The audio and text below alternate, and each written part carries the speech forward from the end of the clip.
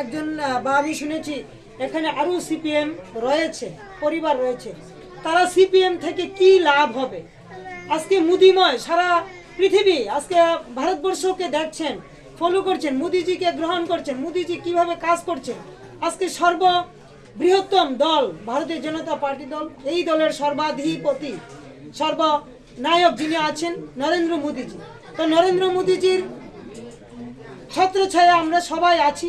আজকে বিভিন্ন উন্নয়ন হচ্ছে, সামাজিক ভাতাই বলুন, প্রধানমন্ত্রী আবাস যোজনা বলেন, শৌচালয় বলেন, আর কি জানি কয় অনেক কিছু, সৌভাগ্য যোজনার মাধ্যমে কারেন্ট, আজকে গ্যাস, উজ্জ্বলা গ্যাস অনেকে পেয়েছেন, আপনারা পেয়েছেন আমি জানি।